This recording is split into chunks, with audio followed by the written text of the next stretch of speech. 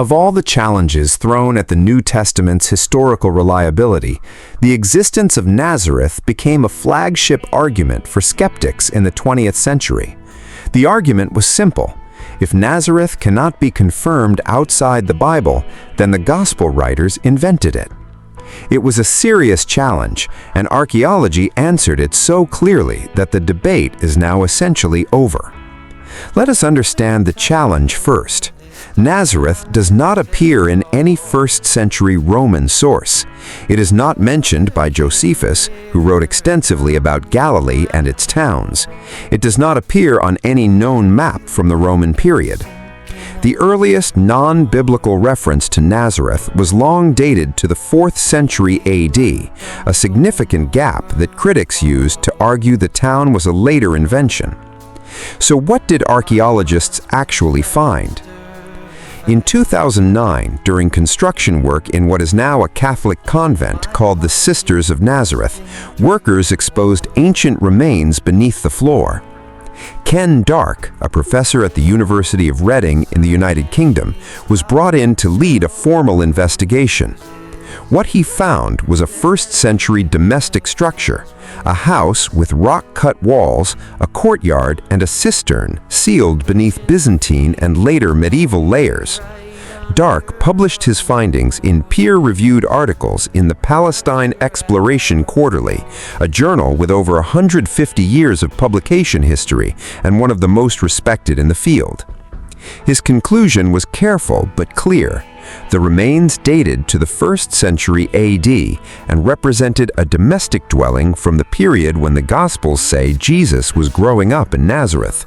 The site is consistent with a small rural Jewish village of that era.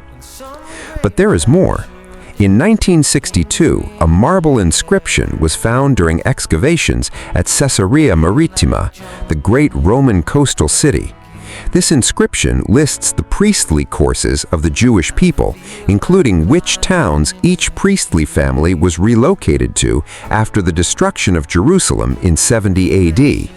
One of the towns listed is Nazareth, written in Hebrew. This inscription, now held at the Hebrew University of Jerusalem, is dated to the late 1st or 4th century AD. It is independent of the Gospels. It lists Nazareth as a real Jewish settlement known well enough to receive a priestly family. There is also the Nazareth inscription on a marble slab now held at the Bibliothèque Nationale de Paris in France.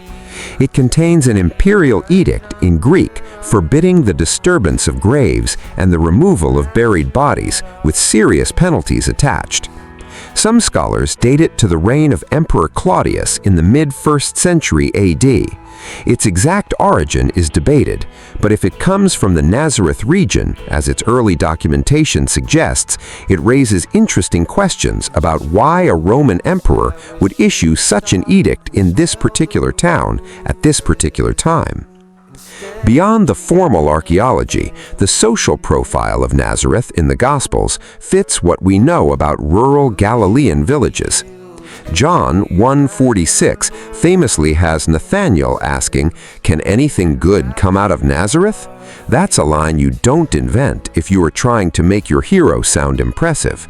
It reflects the genuine obscurity of the town, a backwater that even locals look down on. Luke 4 describes Nazareth as having a synagogue where the scroll of Isaiah was read, consistent with the size of Jewish village that would maintain a communal gathering place. The Gospels also describe Jesus as a tekton, a word traditionally translated as carpenter, but which in 1st century Greek covered craftsmen who worked with stone, wood, and other building materials. In a region where basalt stone was the primary building material, this would make excellent sense for a craftsman from a Galilean village. Nazareth existed. It was small, obscure, and easy to overlook, exactly as the text says. A 1st century house under a convent, a marble inscription at Caesarea Maritima, a priestly relocation record. The critics were wrong, and they were wrong in a way that careful archaeology made undeniable. Next up, the town on the lake that became the center of gravity for the most significant ministry in history.